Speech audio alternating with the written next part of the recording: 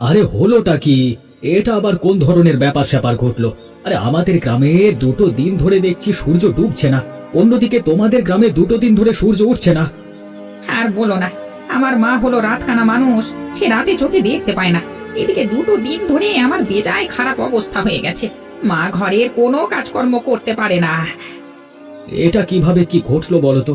এমন ধরনের ঘটনা আমি আগে কোনো দিন দেখিনি। এমনটা কখনো হয়? আমাদের গ্রামের দিন আর তোমাদের গ্রামের রাত। দেখি তোমাদের গ্রামে একটু যাব, 2 দিন ধরে সূর্যের মুখ দেখতে পাই না। আরে আরে আরে হলোটা কি? তুই আবার দিনে দুপুরে এভাবে আছাড় খাচ্ছিস কেন? কি হয়েছে? কি হয়েছে সেটাই তো বুঝতে পারছি না। আমি তোমাদের গ্রামে প্রবেশ করতে পারছি না তো, কেমন যেন এই মাঝখানে একটা বাধার মতো মনে হলো। এটা আবার কেমন কথা? তাহলে কি আমরা এক গ্রামের মানুষ অন্য গ্রামে প্রবেশ করতে পারবো না? মনে তো হয় না, মনে হচ্ছে 2 গ্রামের মাঝে অদৃশ্য একটা কাঁচের দেওয়াল তৈরি করে দেওয়া হয়েছে। কি যে করবো, মাথায় কোনো কাজ করছে না। যা যা যা, তুই বাড়িতে যা, আমিও দেখি কি করা যায়। কোনো উপায় খুঁজে পেলে আমাকে বলিস। ওমা, এত ভালো লাগছে না, রাত হচ্ছে না কেন? এত বড় দিন আমি কোনো দিন দেখিনি, আমি ঘুমাতেও পারছি না। ঘুমোতে পারছিস না মানে? যা ঘরে গিয়ে ঘুমিয়ে থাক। না ঘুমানোর কি আছে এখানে? আমরা কি ঘুমাচ্ছি না? তোর রাত ছাড়া ঘুমাতে কি মজা লাগে নাকি? রাত ছাড়া ঘুমাতে গেলে মনে হয় দিনেই ঘুমিয়ে আছি। এত আলো সহ্য হয় না, এমন হলো কেন মা?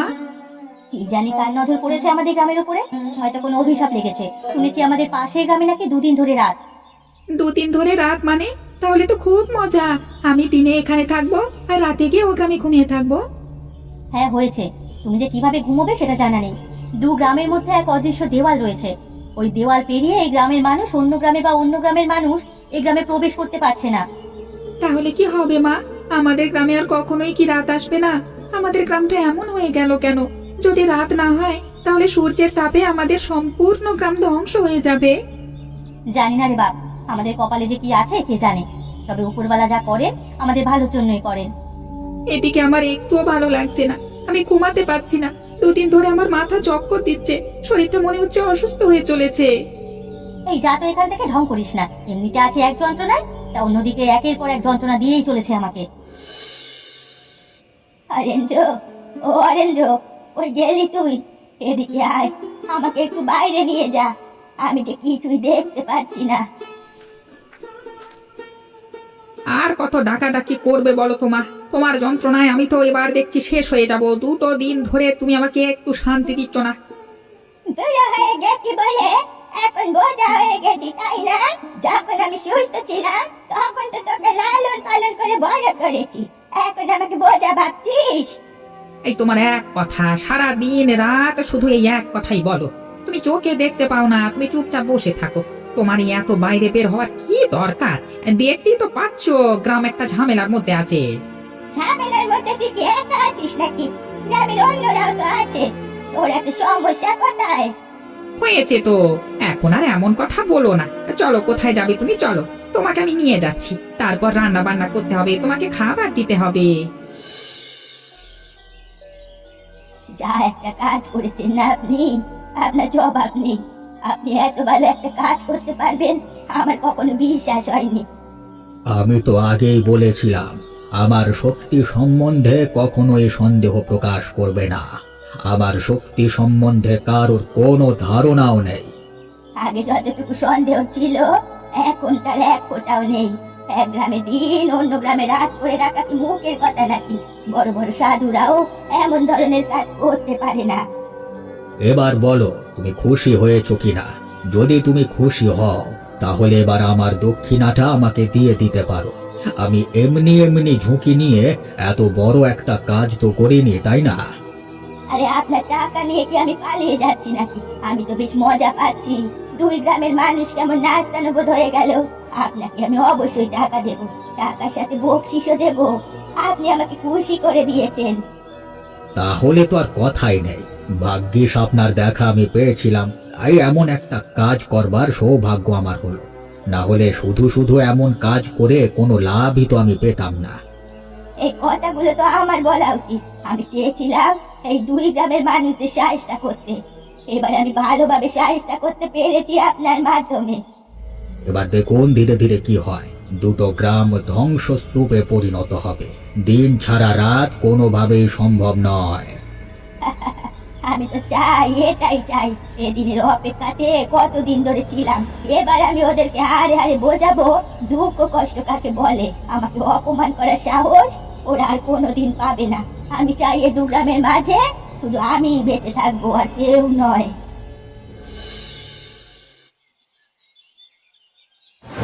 বাবা, একটা অঘটন ঘটে গেছে। আমি তো জানতে পেরে গেছি এই দিন এবং রাতের আসল রহস্য কি।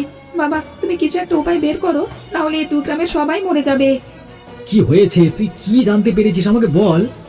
বাবা, ওই যে আমাদের দু গ্রামের মাঝে একটা বুড়ির ঘর রয়েছে না, যার সাথে দু গ্রামের কেউ কথা বলে না, এসবের পেছনে বুড়ি আছে। কি বলছিস তুই? তুই যা বলছিস সত্যি বলছিস তো? তুই কিভাবে এত কিছু জানতে পারলি? আমি সত্যি বলছি বাবা। আমি একটু ঘুরতে বেরিয়েছিলাম, দেখলাম বুড়ির ঘর থেকে হাসির শব্দ আসছে। আমি গিয়ে কান পাততেই দেখলাম এক সাধুর সাথে বুড়ি এসব আলোচনা করছিল। বাবা, যা করবা তাড়াতাড়ি করো, সাধু কিন্তু বেশ শক্তিশালী। সবকিছু যখন এভাবে প্রকাশ হয়ে গেল, তাহলে ওই বুড়ি আর নিস্তার পাবে না। ওই বুড়ি আমাদের উপরে জেদ দেখিয়ে আমাদের এমন সর্বনাশ করবার চেষ্টা করছে। কিন্তু কিন্তু ওই বুড়ি এমন কাজ করছে কেন বাবা? আমাদের উপরে বুড়ি কিসের এত রাগ? আর ওই বুড়ির সাথে সবাই কেন কথা বলছে না? সেসব জেনে তোর কাজ নেই। আমি যাচ্ছি, হারেন্দ্রর সাথে কথা বলতে হবে। তারপর ও আর আমি মিলে বুড়ির বাড়িতে যাব। বুড়িকে বোঝানোর চেষ্টা করব, না হলে আর কোনো উপায় খুঁজে পাওয়া যাবে না। যা করবার তাড়াতাড়ি করো বাবা। আমার কিন্তু একদম সুবিধের মনে হলো না ওই সাধুটাকে। সাধু টাকা নিয়ে চলে গেছে, আমার বিশ্বাস ওই সাধু আবার ফিরে আসবে। দেখো বুড়িমা, তোমার সাথে আমরা কিছুই করিনি। যারা করেছে তারা এখন অনেকেই বেঁচে নেই। তবুও তুমি আমাদের উপরে এখনো রেগে আছো কেন? রেগে থাকবো না তো কি? তোরা আমার কোনো কাজে লাগিস? আমি এখানে একা একা থাকি। আমার কত সাহায্যের প্রয়োজন হয়, কেউ আমার সাথে দুদণ্ড কথা পর্যন্ত বলে না। কথা বলো না, কারণ তুমি রাগারাগি করো। গ্রামের মানুষজন তোমাকে ভয় পায়, সেই কারণে তোমার এদিকটায় কেউ আসেও না। তাই বলে তুমি আমাদের গ্রামের এমন ক্ষতি করবে? এমন ক্ষতি করবে মানে? আমি আবার কি ক্ষতি করলাম? আমি গ্রামের কোনো ক্ষতি করিনি। ক্ষতি তুমি করেছো কিনা করনি তা আমরা ভালোভাবেই জানি। আমরা সমস্ত সত্যিটা জেনে গেছি। দয়া করে তুমি আর অস্বীকার করো না। তোরা কিন্তু আবারও আমাকে অপমান করছিস, আবারও মিথ্যে বদনাম দিচ্ছিস আমাকে। আমি বলছি এর ফল কিন্তু ভালো হবে না। আমি একবার সমস্ত কিছু মেনে নিয়েছি, আর একবার যে মেনে নেব এমনটা ভাবিস না। আর বুড়িমা, তুমি অযথাই রেগে যাচ্ছ। আমরা তো তোমার সাথে এখানে তর্ক করতে আসিনি, তোমার সাথে নিশ্চিন্তে দুটো কথা বলতে এসেছি। দেখো তো গ্রামের অবস্থা। একটি গ্রামে সূর্য উঠছে না, আরেকটি গ্রামে সূর্য ডুবছে না। এমন ধরনের কাহিনী আগে কখনো কেউ দেখেছে? আশ্চর্য, তোরা বারবার একই কথা কেন বলছিস? কি হয়েছে না হয়েছে সে তো আমি দেখতেই পাচ্ছি। আমাকে বলবার কি আছে?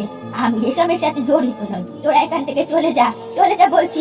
আমাকে একাই থাকতে দে। তুমি একা থাকবে কেন? তোমাকে সবাই ভয় পায় বলে তোমার সাথে কথা বলে না বলে? তা বলে তুমি যে আমাদের গ্রামের বাইরের লোক তা তো নও। আমি আর একটা কথাও শুনতে চাই না। যাবি তোরা এখান থেকে, যাবি?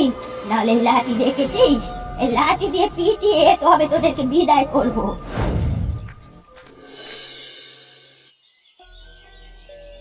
কি গো, তুমি নাকি সেই বুড়ির কাছে গিয়েছিলে? রিশান আমাকে বললো। কোনো লাভ হলো নাকি? এই ব্যাপারটা কেন ঘটেছে? যতদূর বুঝলাম তাতে বোঝা গেল যে বুড়ির এই দুই গ্রামের উপরে বেশ রাগ আছে। তাই বুড়ি কোনো এক সাধুর সাহায্যে আমাদের এই দুটো গ্রামকে এমন করে দিয়েছে। তাহলে কি এই দুটো গ্রাম আবার আগের মতো করা সম্ভব হবে না? মনে তো হলো না। আমি আর হারেন্দ্র মিলে বুড়িকে অনেক বোঝানোর চেষ্টা করেছি, তবে বুড়ি শুনতে নারাজ। তিনি কোনোভাবেই আমাদের কথা বুঝতে চাইছে না। এ কি বলছো তুমি? আমার তো ভয় লাগছে। যদি এমন চলতে থাকে তাহলে তো গ্রামে কেউ বেঁচে থাকবে না। তোমরা কেউ কোনো চিন্তা করো না, দেখবে আমি সবকিছু ঠিক করে দিয়েছি। শোনো ছেলের কথা, আমরা নিজেরাই ঠিক করতে পারছি না। আমাদেরকে বুড়ি লাঠি দিয়ে তাড়া করেছে, ও নাকি এসব ঠিক করবে। তুমিও না ছেলেটার কথা ধরে নিয়েছো। ও এসবের কিছু বোঝে নাকি? ও যে বলেছে এটাই তো অনেক। আমি কিন্তু এমনি এমনি বলিনি, আমি কিন্তু সত্য কথাই বলেছি। আমি সবকিছু ঠিক করব, তোমরা দেখে নিও। ওই সাধুকে আমি চিনি, ওই সাধুকে যদি একবার আমি পাই না, তাহলে নাস্তা নাবুদ করে দেব। অনেক কথা হয়েছে, এবার যাও দুজনে হাত মুখ ধুয়ে এসো, খাবার দেবো। আরে সাধু বাবাজি, আসুন আসুন, বসুন। আমি তো আপনার অপেক্ষায় করছিলাম। কত কি ঘটে গেল, আপনি তো কিছুই জানেন না। সে কি, আবার কি ঘটে গেল? নতুন কোনো কাহিনী ঘটেছে নাকি? তা নয় তো কি, গ্রামের সবাই জেনে গেছে যে এ কাজ আমি করেছি। তবে আমি অস্বীকার করেছি। সবাই আমার কাছে এসেছিল, আমি তাদের তাড়িয়ে দিয়েছি। ওদের ওই বিপদে পড়া মুখটা দেখে আমার কতই না আনন্দ হচ্ছিল। যা, তুমি যে অস্বীকার করেছো এটাই অনেক, কিন্তু ওরা যখন সন্দেহ করেছে, কোনো কিছু না জেনে সন্দেহ করেনি। আমাদের কথাবার্তা যে কোনোভাবে অন্য কেউ শুনে নিয়েছে। এ আবার শুনবে? আমার বাড়ির আশেপাশে কেউ আসতেই চায় না, সবাই আমাকে ডাইনি বলে, বলে আমি নাকি কালো জাদু করে বেড়াই। ধীরে ধীরে তোমার মনের সব দুঃখ কষ্ট দূর হয়ে যাবে। কি, আমার ঘটিটা গেল কোথায়? মাত্রই তো এখানে রেখেছিলাম। ঘটিতে বিশেষ জল রয়েছে। কি বে, পুচকে ছেলে, এই এই আমার ঘটি দে বলছি। তোর এত বড় সাহস? হ্যাঁ, আমার ঘটি চুরি করেছিস? তোকে আমি ছাড়বো না। ওকে ধরুন, ওকে আটকান, না হলে বিপদ হয়ে যাবে। আপনাকে মিথ্যে কথা বলেছি সেটা ধরা পড়ে যাবে। ওকে তো ধরতেই হবে। আমার ঘটি ওর কাছে রয়েছে, ঘটিতে বিশেষ জল রয়েছে, সেজন্যই আমার শক্তি। এখন কি হবে? সবকিছু তো আবার আগের মতো হয়ে গেছে। চিন্তা করবে না, ওই ছেলের কাছ থেকে আমি ঘটি এনে আবার এই গ্রামের রাত আর অন্য গ্রামে দিন করে দেব, চিন্তা করবেন না। এই ছেলে, তোর এত বড় সাহস? হ্যাঁ, তুই আমার ঘটি স্পর্শ করেছিস? তোকে আমি অভিশাপ করে দিতে পারি, তুই জানিস? এখন তাতে আমার আর কোনো ভয় নেই। আমি এই দুই গ্রামকে আবার আগের মতো করে দিয়েছি। এই দুই গ্রামের দুশ্চিন্তা দূর করে দিয়েছি। তুই কিভাবে ভাবলি যে এতটুকু ছেলে হয়ে তুই এই সামান্য সমস্যা দূর করতে পারবি? ওই ঘটি আমাকে ফিরিয়ে দে। ওই ঘটির জল দিয়ে আমি আবার এই গ্রামের রাত অন্য গ্রামের দিন করে দেব। আমি তো কখনোই হতে দেব না। এই ঘটির জল সব আমি ফেলে দেব, তারপর দেখবো আপনি কিভাবে এই কাজ করতে পারেন। আমার সাথে চালাকি করিস না, তাহলে কিন্তু তোর এই কঠিন ফল ভোগ করতে হবে। বাচ্চা ছেলের মতোই থাক, বেশি বাড়াবাড়ি করিস না। তাহলে আপনি এই দুটো গ্রামের মানুষের এত ক্ষতি করছেন কেন? আপনি একজন সাধু মানুষ, আপনি তো গ্রামের মানুষদের সাহায্য করবেন, তাই না? অবশ্যই আমি সাহায্য করছি। ওই বুড়িকে আমি সাহায্য করছি, তার দুঃখ দুর্দশা দূর করছি। এতে তোদের সমস্যা কোথায়? দে, আমার ঘটি দে বলছি, ফিরিয়ে দে। আমি দেব না, বলছি তো আমি দেব না। কোনো কিছুর বিনিময়ে এই ঘটি আপনি পাবেন না। তবে রে, তাহলে তো তোকে এবার কঠিন শাস্তি দিতে হবে, পাকা ছেলে একটা। ছেড়ে দেন, ছেড়ে দেন বলছি। আমার বাবা যদি জানতে পারে না, তাহলে আপনাকে গ্রাম ছাড়া করবে, আর কখনোই গ্রামে ঢুকতে পারবেন না। আগে তুই আমার হাত থেকে বেঁচে দেখা তো। যখন ভালোভাবে বলেছিলাম তখন তো কানে ঢোকেনি। তোকে আমি অবশ্যই শেষ করে ফেলবো। আমার সাথে পাকামি করতে এসেছিলিস, তাই না? বুড়িমা, বুড়িমা, আমাদেরকে বাঁচান, আমাদেরকে একটু সাহায্য করুন বুড়িমা, আমরা আপনার কাছে হাত জোড় করছি। কি হলো কি? আবার কোনো অঘটন ঘটিয়ে এসেছিস? আমি কোনো সাহায্য করতে পারবো না, আমি সাহায্য করার মানুষ নই। তোরা তো আমাকে ডাইনি বলিস আমি কালো জাদু করে বেড়াই। কালো জাদু করলে কারো সাহায্য করব কিভাবে? দয়া করুন বুড়িমা, আমরা আমাদের ছেলেটাকে খুঁজে পাচ্ছি না, কোথায় গেছে আমরা কিচ্ছু জানি না। আপনি একটু খুঁজে দেওয়ার চেষ্টা করুন, আমি জানি আপনি জানেন। এখন খুব কষ্ট হচ্ছে তাই না? কিন্তু সেদিন যখন আমি গ্রামে সবার কাছে সাহায্য চেয়েছিলাম আমার ছেলেটার জন্য, তখন তোরা কোথায় ছিলি?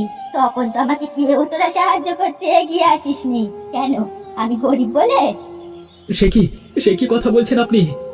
আমি ঠিক কথাই বলছি। আমার ছেলেটা অসুস্থ, আমি সবার কাছে সাহায্য চেয়েছিলাম, কেউ আমাকে সাহায্য করেনি। সবাই আমাকে অলক্ষী অপয়া বলে তাড়িয়ে দিয়েছিল। শেষে আমার ছেলেটা মারা গেল। আমি কি কম দুঃখ পেয়েছিলাম? সেসবে তো কিছুই আমরা জানি না। আপনি শুধু শুধু আমাদের উপরে এমন জেদ দেখাচ্ছেন। দয়া করে বলে দিন আমার ছেলেটা কোথায়, আমি আমার ছেলেটাকে ছাড়া বাঁচবো না। বাঁচবি, অবশ্যই বাঁচবি, তোরা সবাই বাঁচবি। শুধুমাত্র বুকের ভিতরে তীব্র যন্ত্রণা নিয়ে বেঁচে থাকবি, যেমন আমি এতকাল ধরে বেঁচে আছি আমার ছেলের স্মৃতিগুলো আঁকড়ে ধরে।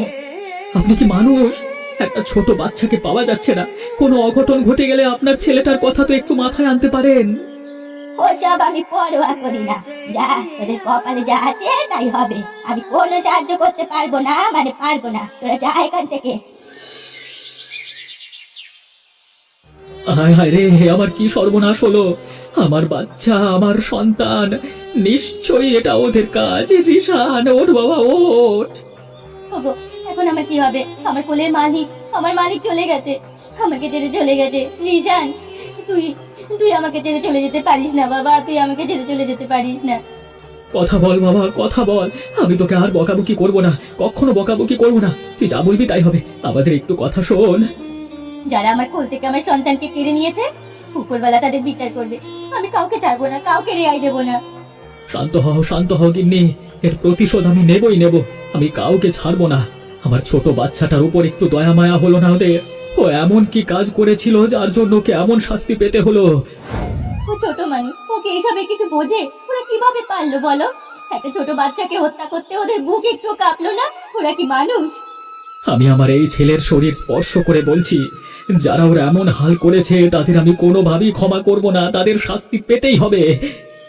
ভাই ভাই এখনো ছোট, সমস্ত কিছুর ব্যবস্থা করতে হবে। রিশানকে নিয়ে বাড়ির দিকে চলো।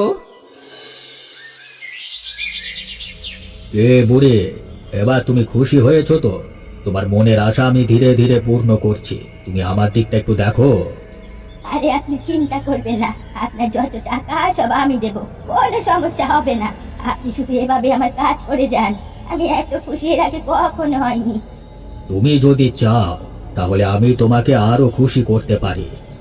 অবশ্যই চাই, আমি চাই এই দু গ্রামের একটা বাচ্চাও না বেঁচে থাকুক। সব মায়ের কোল কালি হোক। ওরা আজকে কান্নাকাটি করছিল, আমার যে এত পৈশাচিক আনন্দ হচ্ছিল কি বলবো। বেশ তো, তাহলে তুমি টাকার জোগাড় করো। আমি একে একে এই দু গ্রামের সমস্ত ছেলে পুলেদের মেরে ফেলছি। আমি কথা দিচ্ছি, এই দুই গ্রামে একটা ছোট বাচ্চাও বেঁচে থাকবে না। এটাই তো চাই আমি, এই দিনটার অপেক্ষায় তো এতদিন ছিলাম। বাবা, তুই উপরে বসে দেখছিস তো? দেখ, তোর মা তোর মৃত্যুর প্রতিশোধ নিচ্ছে। তোর মায়ের যে কষ্ট হচ্ছিল, সে কষ্ট এখন সবাইকে দিচ্ছে সে। এত খুশি হতে হবে না, আমাদেরকে ধীরে ধীরে সমস্ত কাজ করতে হবে। আজকে থেকে প্রতিদিন রাতে এই দু গ্রামের একটা করে বাচ্চা নিখোঁজ হবে, এবং সেই নিখোঁজ বাচ্চাকে আমি বলি দেব। এতে তোমারও লাভ, আমারও লাভ, আমার স্বার্থ সিদ্ধি হবে। কোনো সমস্যা নেই, আপনাকে আমি সাহায্য করব প্রতিদিন একটা করে বাচ্চা ধরে দেওয়ার জন্য। প্রয়োজনে আমি ধরে নিয়ে যাব আপনার কাছে। সবাই বলে আমি নাকি ডাইনি, এবার আমি আমার ডাইনির রূপ এদের দেখাবো। তাহলে তো হলোই, তাহলে আমি বলির সমস্ত ব্যবস্থা করছি। প্রতিদিন একটা করে বাচ্চাকে হত্যা করতে হবে, তাহলে আমি আরো আরো শক্তিশালী হয়ে যাব। না না, এভাবে চলতে দেওয়া যায় না। আমি আমার ছেলেকে হারিয়ে ফেলেছি, আমি চাই না গ্রামের অন্য কারোর সন্তান এভাবে হারিয়ে যাক। সন্তান হারানোর যে কি কষ্ট সেটা আমি ভালোভাবেই বুঝতে পারি। কিন্তু এখন আমরা কি করব দাদা? ও সাধু যে বেশ শক্তিশালী, ওর সাথে আমরা কোনোভাবেই পেরে উঠবো না। সাধুকে পরে দেখে নেব, আগে ওই ডাইনি বুড়ির একটা ব্যবস্থা করতে হবে। ওর মাথায় সমস্যা, ছেলেকে হারিয়ে পাগল হয়ে গেছে। কিন্তু ওই বুড়িকে তো আমরা মেরে ফেলতে পারি না, তাই না? অবশ্যই পারি।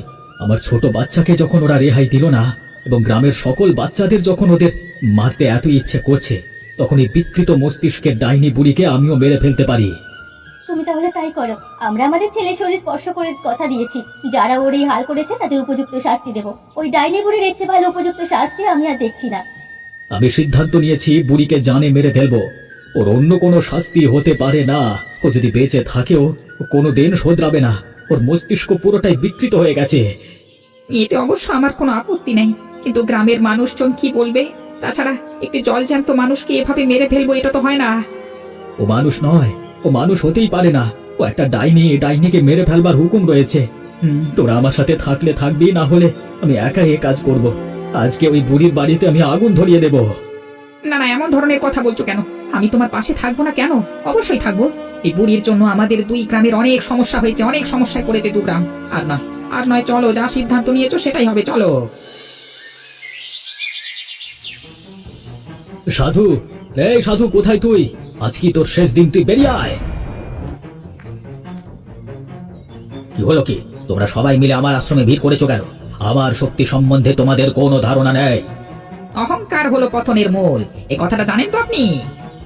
এসব কথা আমাকে শেখাতে আসবার কোনো দরকার নেই। আমি হলাম সাধু, আমার ক্ষমতা অশেষ। আমি চাইলে এখনই তোমাদের সবাইকে জব্দ করতে পারি। তুই জব্দ করবার আগে এটা শুনে নে, ওই পুরি পুড়ে মারা গেছে। আর এই যে তুই তোর শক্তিকে টাকার জন্য ভুলভাল ভাবে ব্যবহার করছিস, এটার শাস্তি এখন তোকে পেতেই হবে। এত বড় কথা, এত সাহস নিয়ে এখানে এসেছিস তোরা? ঠিক আছে, দেখ তাহলে আমার শক্তি কতটুকু। এই যে ঘটি দেখছিস, এই ঘটির জন্যই তো তোর ছেলে মারা গেল। এ ঘটিতে এমন শক্তি আছে যে শক্তি দিয়ে তোদের সবাইকে আমি এখন শায়েস্তা করব। তাই নাকি? দাঁড়া, দেখাচ্ছি মজা। হায় হায় হায়, তোরা কি করলি এসব? আমার ঘটির জল তো সব পড়ে গেছে। এই ঘটির জলে তো আমার যত শক্তি, এখন আমার কি হবে? এখন যা হওয়ার তা অবশ্যই হবে। অবশেষে আমাদের গ্রামের ওপর থেকে কুদৃষ্টি চলে গেল। আর কখনোই আমাদের গ্রামের উপরে কোনো বিপদ ঘনিয়ে আসবে না। হ্যাঁ, সবাই মিলে মোকাবেলা করব আসলে। গ্রাম তো অবশেষে ঠিকঠাক হলো। মাঝখান থেকে আমার ছেলেটাকে হারিয়ে ফেললাম। আমার ছেলেটা নিজের জীবন দিয়ে এই গ্রামকে সমস্যা মুক্ত করে দিয়ে গেল। তবে এখন থেকে এটাও নজরে রাখতে হবে যেন ওই বুড়ির ছেলের মতো আর কোনো ছেলে অসুখে পড়ে সাহায্য না পেয়ে মারা যায়। তাহলে প্রতিটা ঘরে এমন ডাইনির জন্ম হবে। গিন্নি একদম ঠিক কথা বলেছে। আমরা সবাই সবার খেয়াল রাখবো। এ দু গ্রাম এবার থেকে আর আলাদা থাকবে না, একে অপরের সাহায্য সব সময় করবে। এটাই যেন হয়। আর আমি অনুরোধ করবো আমার ছেলের জন্য সবাই প্রার্থনা করো। সবাই আমার ছেলেটাকে মনে রাখো, সুখে শান্তিতে বসবাস করো।